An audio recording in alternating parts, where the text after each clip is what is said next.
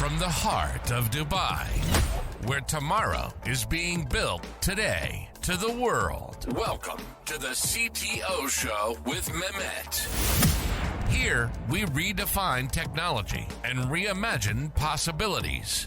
With Mehmet, delve into the riveting realms of AI, cybersecurity, and digital technology. Experience the thrilling highs and lows of startups. Immerse yourself in the spirit of entrepreneurship and witness the future of business innovation being written in real time. Now, without further ado, let's tune in and explore the future. Hello, welcome back to a new episode of the CTO Show with Mehmet. I'm pleased today to have with me someone who is expert actually in podcasting. So I have someone who does this, of course, better than me. Mark, thank you very much for being with me today. Can you just tell us a little bit more about yourself and what you do? What's up? Glad to be here. Mark Savant here, calling in from sunny South Florida. And Mehmet, great to be here. It's pretty simple. I help thought leaders launch and automate podcasts. Pretty simple. Nice. Launch and automate. Yeah, I've been podcasting for about 5 years now. I run an agency that helps people to do that. We've got a ton of shows under our belt. We're playing with a lot of AI. And I think it's a really great time to be in podcasting. I get guest requests all the time. I'm getting requests to be on shows all the time because it is, in my opinion, one of the most powerful networking tools that we have 100%. access to. 100%. Let's start by this question, Mark. Now, of course, podcasting is not something new, but it started recently to become one of the, let's call it, mainstream marketing, networking tool for even corporate, for entrepreneurs. Now, from your experience, why thought leaders who want to make a kind of a presence and, make their voice heard everywhere, why they should consider podcasting? Well, we've kind of moved outside of that early adopter phase of podcasts. It's starting to become the mainstream way that people are getting information. Tucker Carlson left Fox, and now he has basically what I would call a podcast on Twitter, right? So we're just seeing this mass adoption of podcasts because people are starting to open their eyes and recognize that this is actually where big names are at. This is where all the eyeballs are at. So I think as more people become disillusioned with the big mainstream corporate media and more people are listening to podcasts for information and for entertainment, people are saying, well, maybe I need to get into this game. And I definitely don't think it's too late. I think the other benefit, there's a lot of benefits, but the other thing I think that's happening, Mehmet, is historically, social media was a good place to transfer ideas. But social media has become all about clickbait. It's about, can I keep someone watching this for 3 seconds? Like if I can get it for 3 seconds, I've won.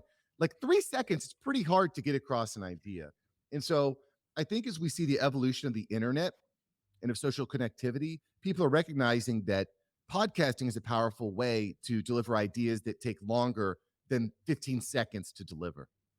Yeah, 100% true. And people are always looking for alternative media and mediums, I would say, to get information, knowledge, learning, and also to know what's happening around. And, for me also, it's the same journey. I tried listening to podcasts back in the days, I would say, when they were very new. But I returned back to listen to podcasts, before the pandemic in 2019, actually. And then, it became my, main source of information for many topics, because a lot of things we hear in the podcast, we don't see it everywhere else, I would say. Now, let's say I'm a thought leader, and, I want to start podcasting. Is it something hard to do? Well, I mean, getting good at anything is going to be difficult to do, but I don't think it needs to be complicated. There's simple things that need to occur, and that's really what I try to focus on when I'm working with clients. Is let's do the simple things right. Let's get better. I mean, think about it. The first time you walk into the gym, you're not going to be bench pressing 300 pounds, right? You have to work into that. You have to go through some learning struggles, but it's pretty simple. I eat well and I keep lifting. right? So what I try to do is make it simple. But what I love about podcasting is how accessible it is. This isn't a thing where you need some massive studio, you need all this complicated equipment. I have a lot of equipment now, but that's because I've been in the industry for a while.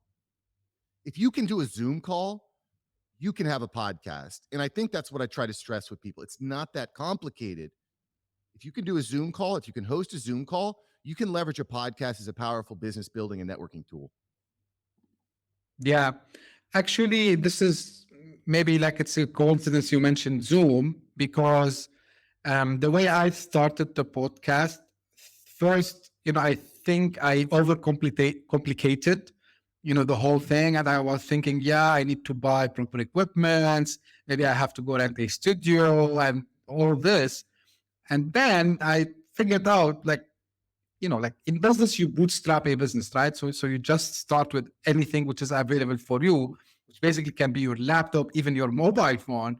And then I started recording my first few interviews using Zoom.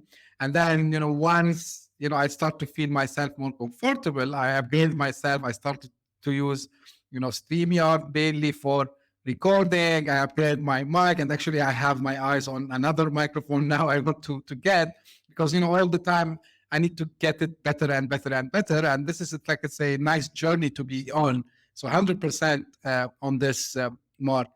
Now, from I get these questions myself, and sometimes I ask it. From your experience, like what is the best, I would say, way to decide whether you go, for example, on a monthly podcast, weekly podcast, daily podcast? Like, what are the factors that people need to consider to decide on the frequency? Well, listen, just like with any business, it's important to have a vision of where you want to go. And understanding what your time allotment is important as well, right? We're most of us are building businesses, or we have jobs, or we have families, right? So you Right. want to be realistic with your expectation, right? How many people know someone who it's New Year's Eve? I'm excited. I got my New Year's resolution. I'm gonna gain muscle. I'm gonna hit all these goals. Let's go. We're gonna hit it hard. And they're all fired up and they go after it. And like 3 days later, it's January 4th, and they're like, they're just back to their old habits.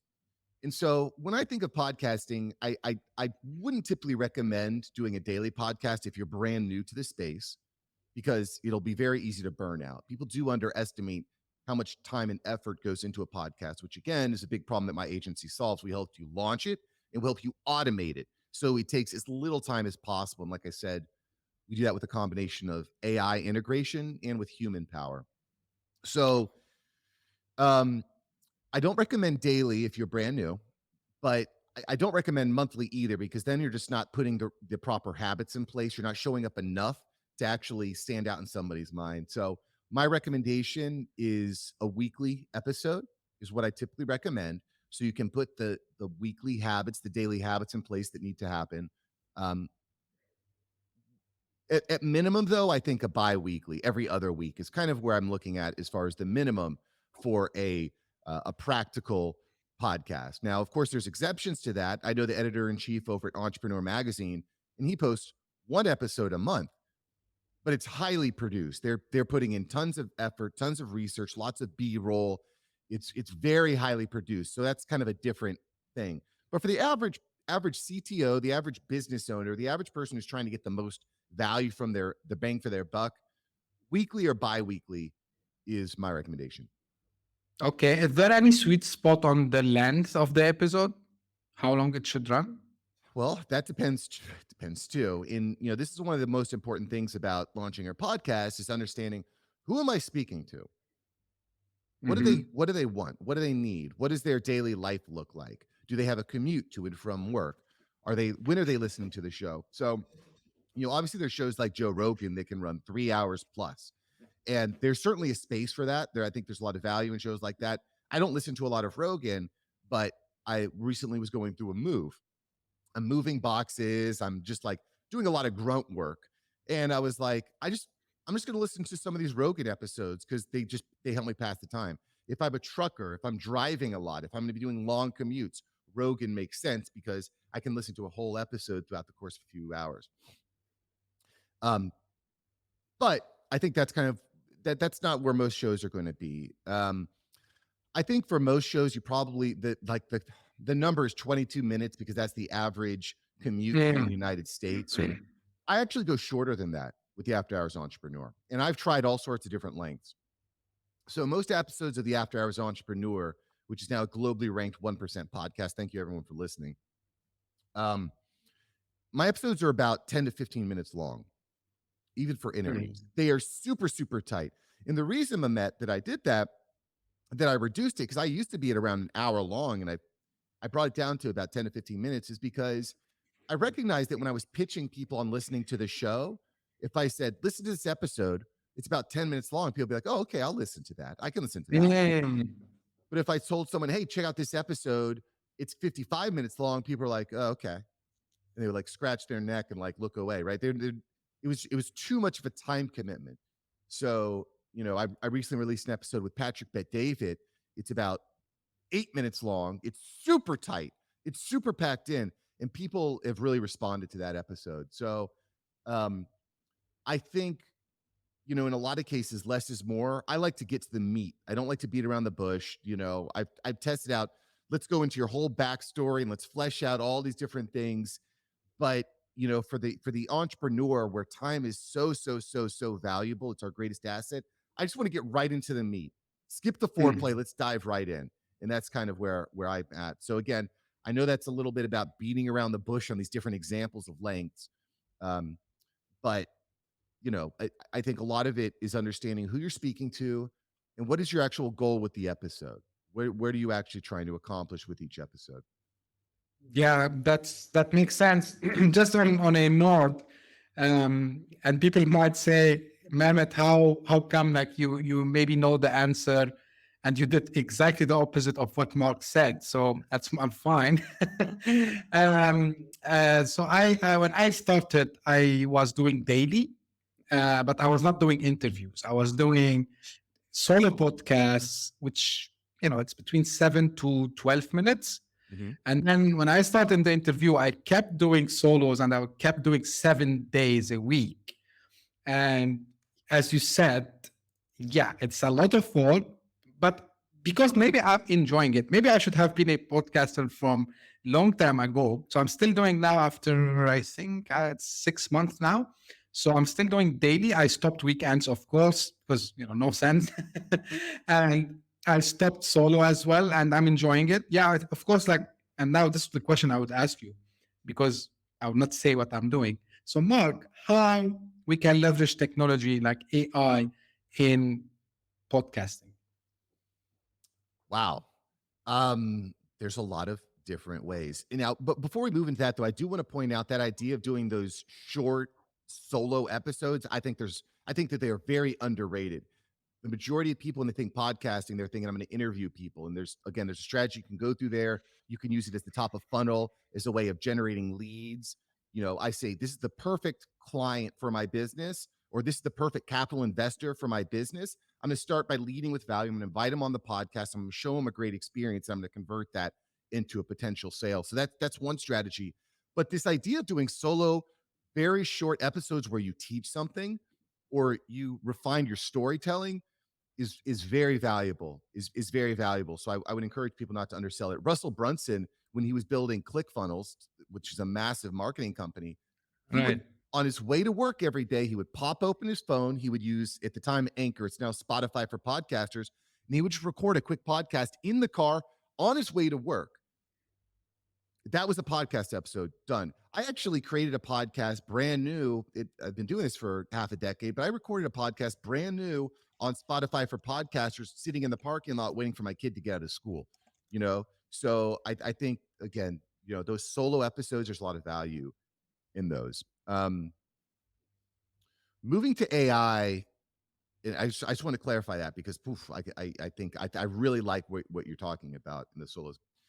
Moving into AI, there's a ton of different things that you can use AI for. Chat GPT is obviously very, very powerful. I could give you some examples there. There's a lot of powerful video editing and clip creating softwares that are out now. I think for me, one of the most is an agency owner, one of the most powerful, some of the most powerful tools revolve around converting audio into text, because typing and writing is a very laborious process.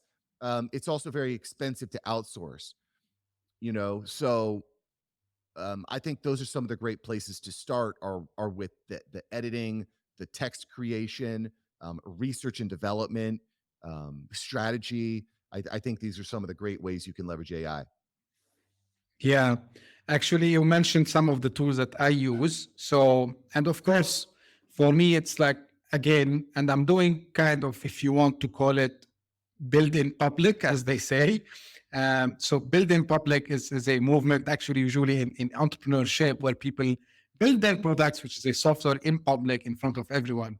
So, I decide to build the podcast in public. And, yeah, I'm discovering these tools every couple of days. A new tool comes up, I test. If I find it it's suitable for me, yeah, definitely.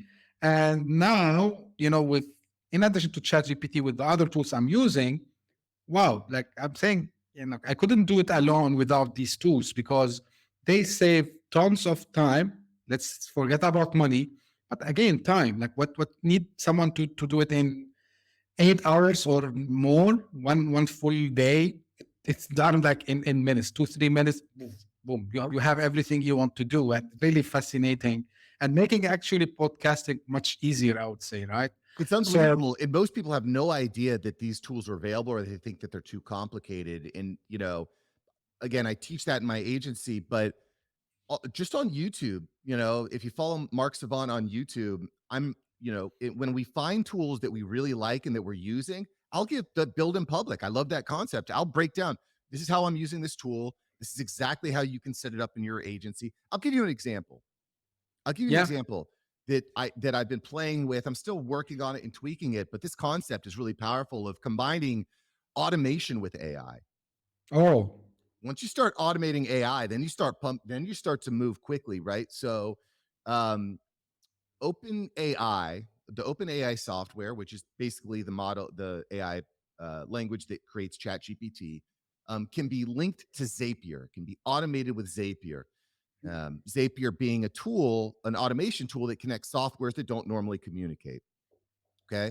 And so I'll give you the process, a very cool process for creating show notes. As soon as you finish recording your episode, you open up a Google form. Okay. Google form. And then you'll answer miscellaneous questions in your Google form, stuff like guest name, their business, bio.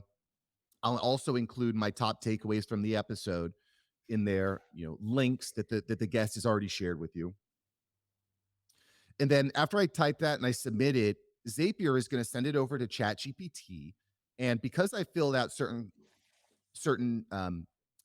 entries and criteria and prompts into Chat GPT will write out the entire podcast description for me. It'll open up a brand new Google folder where I've kind of manage everything in Google. And then it will write out that entire description inside a brand new Google document inside that folder. It's all automated. So when I'm ready to go ahead and post that episode to my podcast host or to YouTube, I already have the description. It's already been written out. It's already done. And then my team goes in on the back end and they clean it up. They add different things. But it's this quick process is unbelievable. It'll change your life. Learning how to automate Google Forms. You can do this with calendars like Calendly as well. And right. Any type form, anywhere where people are inputting answers to questions, you can automate that with ChatGPT to use that intelligent copywriting method onto automation, which there's all kinds of things you can do this for. You can use this process for, and really your mind is the only limitation. And if your mind is limiting you, you can just use Chat GPT and ask it for ideas. You read my mind, Mark, actually, because while preparing, I saw the video you posted on YouTube. You were talking about this. And actually, it's a coincidence, because I think last week, I didn't share the guys what I did, because I I left it for another time. But what I showed in that video is I built kind of a CRM for podcasters where you can put the guests, right? And once you put the bio and what topics you want to discuss with your guest, of course, using an automation tool like Zapier or like Integromat, which is now Make, you can ask Chat GPT to prepare for you some questions, Yep. which you can tweak later. And actually, someone reached out to me, and he's not in the podcasting domain. He's actually working in sales. And when he saw the video, he told me, actually, I always tell my team that think to ask questions, same as a podcaster ask his guests. And I said, wow, I didn't even think about it. So yeah, like there's no limits when you put it's like I say you put the rocket fuel in the car when you mix AI with automation. Like this is what happens 100%. um Mark, one thing we talked maybe a little bit in the beginning about it, but we talked about how podcasting help you in sales and growing your business, and we mentioned networking.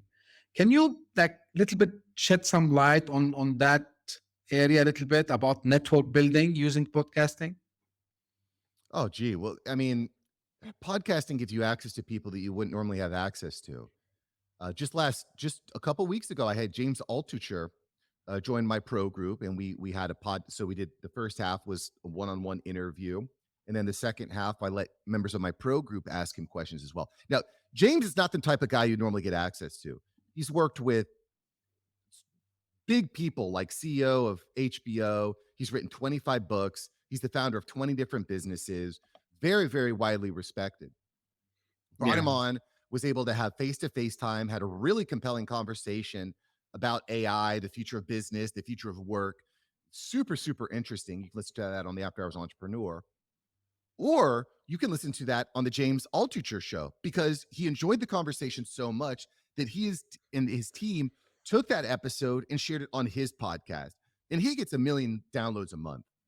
Mm-hmm. So just by having that podcast, not only have I connected with a major thought leader like James, and now we're on a first name basis, but I'm also going to be reaching potentially millions of people that are listening to the James Altucher show. I had people that don't listen to the After Hours Entrepreneur reach out and say, Mark, I love that episode with James. And now I've gotten new meetings.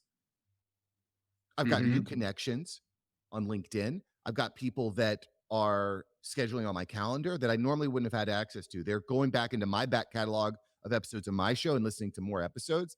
And so it's just, again, when you go into these conversations leading with value, and when you're good at what you do, as because you've practiced, you flex that podcasting muscle, you have the vibe, you have a unique way of talking and engaging with people. That's just a simple example. And that just happened in the past 2 weeks. I could give you dozens of more examples of how podcasting is a powerful networking tool, but that is something that's bearing fruit already. And I would have had the chance of connecting with someone like James if I didn't have a podcast, but because I have the podcast, now I'm accessing potential millions of people that I wouldn't have had access to before. 100%. And like I didn't reach to get to that level yet, I would say, but yeah, I started to talk to people at least that I want to talk to. And the beauty of it is if you do it the right way, I mean, you take care of your guest, you establish this rapport or relationship with them later. Actually, they will start to refer other guests to you. And the beauty of it, and like maybe I want to mention this because people think that I would do a podcast because it will be for me kind of a sales funnel, and they think about it just from a sales perspective. And I've seen people done it like this way, and it didn't work well with them. So the way I went out, I said, no, actually, I'm on a mission how I can bridge the gap between technology and business, between startups and, again, technology, and get the know-how to everyone by getting people on the show. And I never thought about it as a mean to generate leads, right? And because I did it this way, what started to happen is doors started to open for me. Now I'm talking to a lot of people, actually marketing agencies reaching on behalf of very reputable people, asking me, can X be on the show? Oh yeah, pleasure. Do you charge? No, of course no. People think that I take charge for podcasting and hosting. No, I don't take anything. I'm doing this really as a mission to spread knowledge. And really, guys, this is for people who think, should I start a podcast? Again, maybe we are returning to the previous um, question. Yeah, like it will increase first your authenticity as a person, and second, it will grow your network. And as they say, your network is your net worth, right? So I agree with you, Mark. And I'm very impressed also by the work that you have done, because I had the chance to listen to a couple of the episodes also as well. So perfect. And congratulations again on this. You've been like in this spot longer than me. So I'm the newbie guy here. Well, there's not a lot of things intuitively correct, because the podcast is and should be a sales funnel, right? You're spending a lot of time. You want to make sure that you're getting a return back. It takes time. It takes money. The problem, I think, that you're talking about is people think, I'm just going to create this sales funnel. I'm just going to sell everybody. Yes. People don't want to be sold to. So you need to lead with value. I had an experience the other day where this guy invited me to be on his podcast, and I said, sure. When I show up for the interview, it wasn't him. It was a girl that was on a basically recording on a potato. It was just her video was terrible. She had no background. It was just wasn't thought out. And she said, "Oh, you're going to be my first podcast interview ever."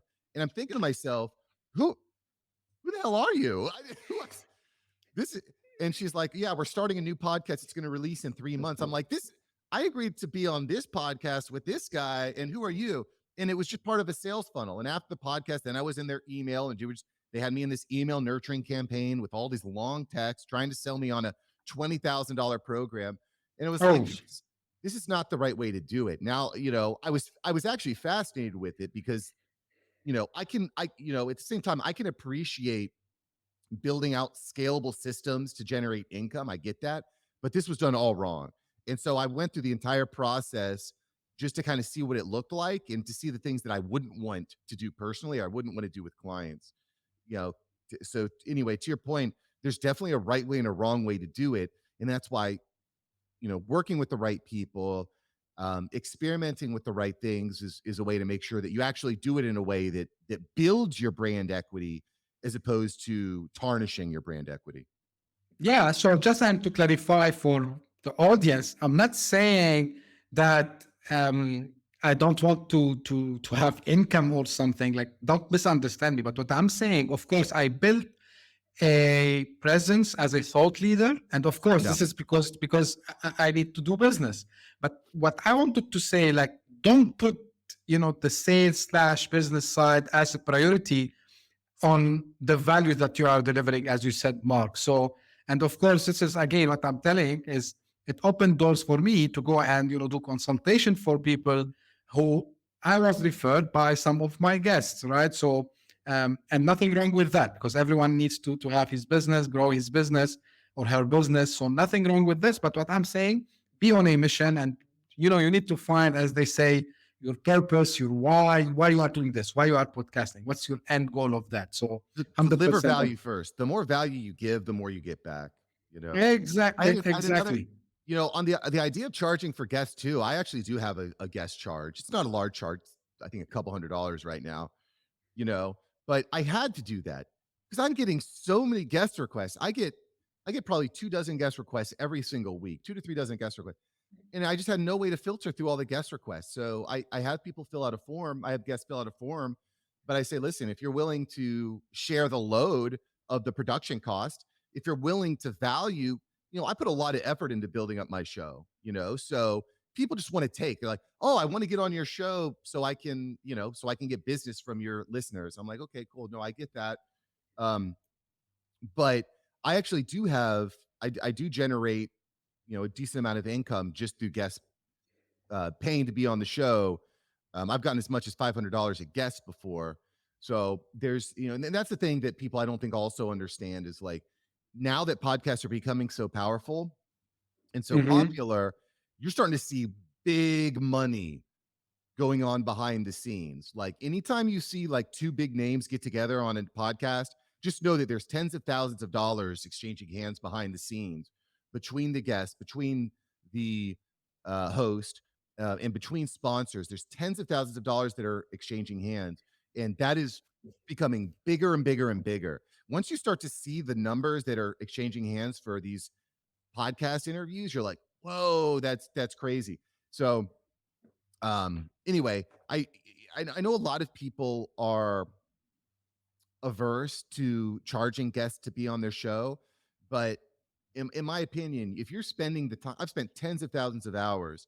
If you're spending the time to build the show, if you spent the time to build the audience, if you have the credibility, if you're spending literal money to produce the show, I don't have any problem with charging guests to be on the show. Nothing wrong, because when you do it as a profession, nothing wrong, because as you said, you're paying for production, you're paying for, actually, think about it, guys. Like, will any radio station accept to put an ad for you for free? Of course, no, right? So think about it this way, and there is nothing wrong with that. Of getting income. I had my first sponsorship like 2 weeks back, but I made it short on purpose because I said I cannot commit with you guys, and because they had like limited budget. So I said, guys, I will read one time on one episode, and I will put you in the description for 1 week. That's it. And of course, why I'm accepting sponsorship, because it's costing me money, which is I'm, you know, putting from my own money actually, right, to produce this. I don't have a production crew behind me. I'm by my own. Maybe in the future, yeah, if this show goes to somewhere else, and this is all depends on the audience, how they will want me to resume or stay. And actually, I did a survey a couple of months back, maybe 2 months back, and everyone said keep it coming daily, because I asked actually for feedback. Do you want them to be weekly, twice a week, or I didn't ask for like monthly. I just asked 2 times a week, 3 times a week, or 5 times a week, or once a week. And everyone, majority, they said we want it every day, every single work week. We want it, and then I kept it this way. So, and Well, and again, nothing, I think the nothing wrong. daily is probably optimal because then you're part of someone's daily routine. They're like, oh, I can't wait to listen to the CTO show. What's the new episode today? Lots of value there. The key is, can you keep it interesting? Because, if you're just releasing new episodes every day, there might be a point where you're like, I don't have anything interesting to say, but I'm still going to record an episode. So I record multiple episodes every week. I probably average 3 episodes a week. Mm-hmm. Um, you know, because I record impromptu episodes when I have something interesting to say. When something happens, it's interesting that I want to Yes. share. So the more episodes, the better, as long as you can keep it interesting. Right. Yeah, actually, you're right. Because when I was doing the solo ones, I honestly speaking, God, I don't have nothing to hide from anyone. At some stages, I was starting to feel okay. Maybe I will start to get to get out of things to talk about. Right. Yeah, but I was lucky enough to have some breakthroughs here and there that I write out, and I recorded maybe 5 6 minutes, putting my comments on what's happening. But yeah, I said I need to shrink, the solo numbers. So first I went from all solos, then I started to do 3 solos, then 2, then now I'm not doing solos anymore. Maybe I will come back. I'm not sure if I feel there's something I need to personally talk about without guests. I will do this as well. No issues. On Um, that, the other, just as a side note, the cool thing, that the one thing I think is interesting about that point, Mehmet, is there's stuff happens in our lives every day. right. Right. So by recording more episodes, especially the solo episodes, it helps train that muscle of something, of becoming a better storyteller. Like, how do you take that mundane thing that happened during the day and make it a story that's interesting and actually can teach a concept? Because the better you are at storytelling, just the more interesting of a podcast you're going to have, the more compelling of a public speaker you're going to be. Storytelling is what moves people to action. So I think that's I think that the solo episodes, again, I think it's something that's often overlooked in production shows. Yeah, that's true. Mark, like something we mentioned a couple of times, and for people who are interested to make maybe a mainstream way of getting their incomes, we mentioned a couple of ways to monetize podcasts. But what you can tell us in general about how to generate revenue from podcasting? Well, a lot of different ways. I think the best way to generate revenue from a podcast is have a product or service that's valuable that you can sell. Um, and then the people that listen to your show, they can move to buy that product, or the guest that you're bringing on can go to buy that product, or the people that are networked with that guest can go buy that product or service. That's the best way to do it. Probably the worst way to generate income from a podcast is thinking that you're just going to land sponsors and make a lot of money through sponsors. It doesn't work that way. I brought on a client recently, and we were going through the onboarding process, and I said, well, what's your goal with this show? And she's like, well, by the end of the year, I want to make $100,000 and I want to have 1 million downloads. I'm like, that's that's ambitious. That maybe if you're a Michelle Obama, you can pull that off, but the vast majority of people are not. You need to, in order to make that happen, you need to be a celebrity. You need to be a household name. You need to be like a Logan Paul. You need to already have some juice behind you, right? And I'm not saying that you'll never get there, but nobody knows who you are. And Right. there's 3 million podcasts for people to listen to, which, by the way, isn't that many. When you think about 8 billion people on this planet, there's only 3 million podcasts. In fact, a majority of those, about 70 to 80% of those, aren't even being actively produced. So in actuality, there's only about 500,000 podcasts that are actually being produced regularly. So if anyone's thinking the market's saturated, It's not. I don't think so.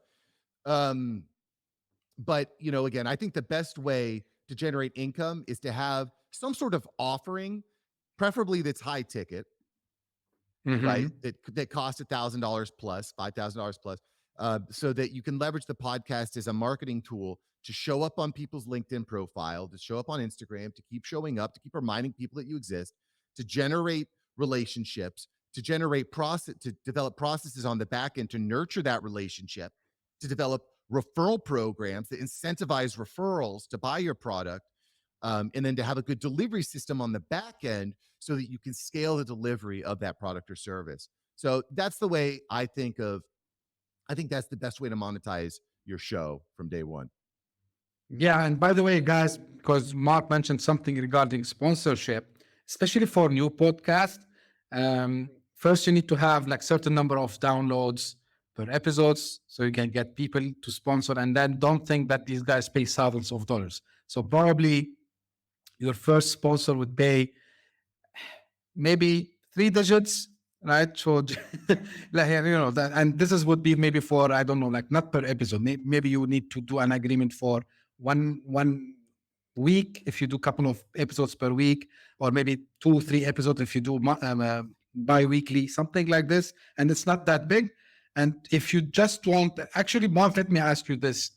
um, so, of course, there are the big names out there, like you mentioned, Rogan, Tim Ferriss. There's a lot of podcasters out there. How long usually, if everything is done properly, how long it would take to reach to, let's say, to be reasonable, 10,000 downloads, and then let's say 100,000 downloads? Oh man, I can't answer that question because there's a lot of factors, right? So I don't know if you've watched this movie on Netflix. There's a documentary called about Arnold Schwarzenegger. Mhm. Yes. Fantastic documentary, really really good. And he and I love this fact is to be successful you need three things. You need to have you need to find something that you're very talented. You have natural talent and you're good at it, right? You need to enjoy it, and people need to value it, Hmm. right? You need those three things. If you're missing one of those three components, you'll never hit 10,000 downloads, right? So, I don't think podcasting is necessarily for everybody, but that's why I don't think it's really about how do I get to 10,000 or 100,000 downloads as fast as possible, right? It's it's about putting those processes in place, the systems in place to make sure that you're able to milk the cow as best as possible, right? How can I get as much value as possible from this endeavor?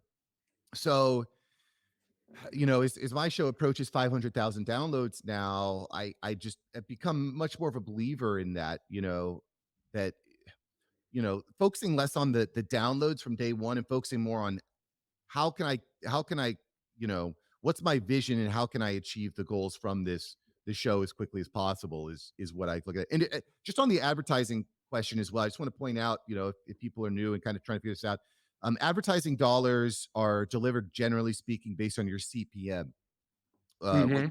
your cost per milli, which is basically, you get paid per thousand downloads. In some categories of shows generate more money, but just as a rule of thumb, you're probably expecting it somewhere between $30 per thousand downloads. That would be on the high side, right? But when I'm looking at potential sponsors and when I'm advising people on this, you don't want to look at, if someone comes to you and says, how many downloads do you get per episode? An advertiser, you don't want to just sell the downloads per episode. You want to sell the downloads per episode, the views on TikTok, the views on Instagram, your email list, the value of getting the backlinks from your website, right? You Mm-hmm. want to look at the whole picture. You sell the whole package. You don't just sell one piece. You don't just sell downloads. You sell the whole package if you're looking for sponsorships. Yeah, that's great. As we approach the end, I have my very famous question mark. Uh, is there anything that you wished I asked you, and what your answer would be? Wow. Anything that I wish you asked me. Um, so I think I think that in a lot of cases, in a lot of in a, one of the mistakes that I made in in building up my podcast was wanting to just do it all on my own, thinking I could do it all on my own, right? And it took me, I think, a lot more time to build what I built today with the After Hours Entrepreneur, with the podcast agency, by wanting to learn it all on my own. It's I spent at minimum $50,000 to $60,000 in hiring and building systems and firing and finding a new person and creating different shows to try to find my sweet spot. I spent so much time, Mehmet, building systems that didn't work and tearing them down and rebuilding them and figuring out payroll and how to bill and all this stuff. Um, whereas it would have been a lot easier if I had just found someone or some community that it was a good fit, that jived with me, and I could essentially pay them or contribute in some way to learn faster, right? And I'll give you another just a perfect example of this.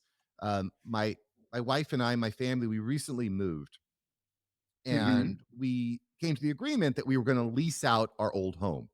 And I said, cool, we're going to lease out our old home. I'm going to do it myself. I'm going to use Chat GPT. I'm going to use Google. I'm going to develop out this system to rent it out. And then as I started to dive into it, I recognized, like, there's a lot to this, and there's a lot that I can mess up. I need to learn contracts. I need to learn listing. I need to learn I need to build up my network of realtors. Maybe I could find someone that'll put it on the MLS. Um, I need to make sure I'm screening properly. I need to make sure I have the right invoicing system. And, what is the criteria on the application? And as I started to dive in, I'm like, this is immense. And I don't want to give someone $3,000 to lease it out. But for me to learn this, it's going to take me 100 hours. Right. So would I rather spend $3,000 and get it done? Or would I rather spend 100 hours and try to learn it myself? And we've hired a realtor. We've already gotten offers. I'm so much happier that I hired someone that's been in the business and is an expert instead of trying to learn it all on Yeah. my own. You know, so I think that's the piece of advice would be. And I'm not telling you to go out and hire someone for $20,000 to teach you how to do podcasting. I think that that's unnecessary.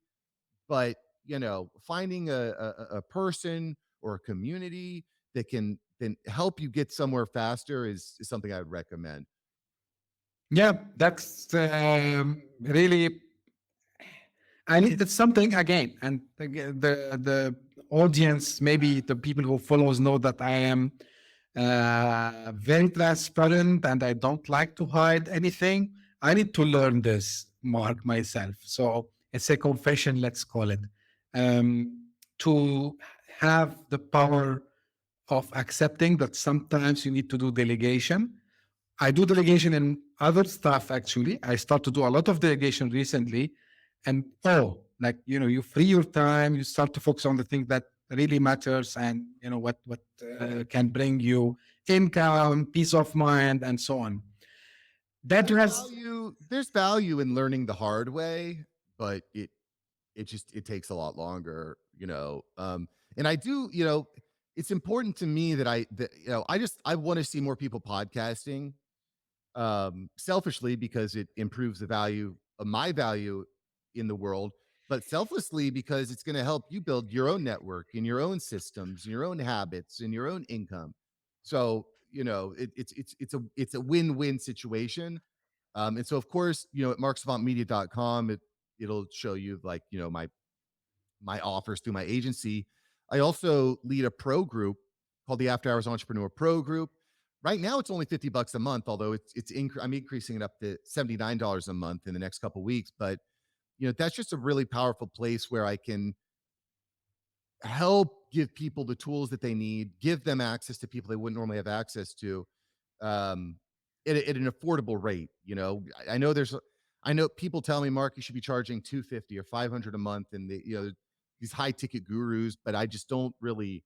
I would rather under promise and over deliver. So, the that's one of the programs I built out to help people kind of get started and learn these digital marketing, these digital business systems at an affordable rate.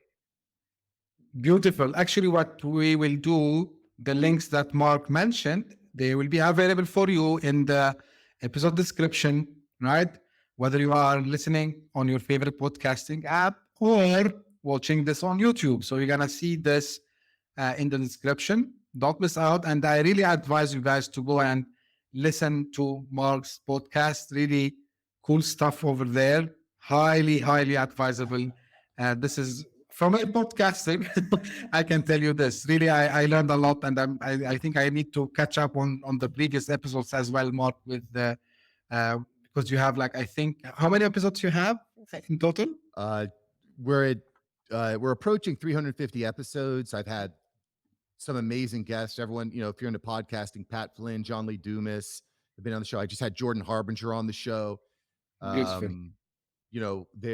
people like James Altucher, Patrick Bet-David, David Meltzer, Chris Doe. I mean, just Jasmine Starr. There's a lot of really great episodes. I'm very proud of the episodes that we have built. Fantastic. And by the way, guys, majority of, as mentioned by Mark, majority of the episodes, they are not that long. So, some of them, they are 10 minutes, some of them 20 minutes, but, really you can, if you are, commuting, or maybe you are in the airport, you can pass the time. And really the beauty of them, they are all, as Mark mentioned, very good guests, reputable guests, and cool topics also discussed on that podcast. Well, Mark, thank you very much for being with me today. It's an honor for me. And as I end every episode, guys, if you have any question or feedback about this episode or the show in general, I like to listen to feedbacks. I like to have your opinion. And if you have any feedback, question, you know how to reach out to me. I'm very active on LinkedIn, Twitter, and my email is also available for you. If you are interested to be like Mark today, a guest, reach out. We can figure it out together, decide on a time, date, and then we can do the recording. And yeah, thank you very much for being loyal audience as well. And don't forget, tell your friends, family, colleagues about the show. I'm trying as much as possible to bring guests that are adding really great value, whether you are an entrepreneur, startup founder, you are in tech and thinking about doing something different as well. So thank you very much for tuning in, and we'll meet the next episode very soon. Thank you. Bye-bye. Hit that subscribe button, share the show with your tech-savvy friends and fellow entrepreneurs, and leave us a review on your favorite podcast app. Your support means the world to us.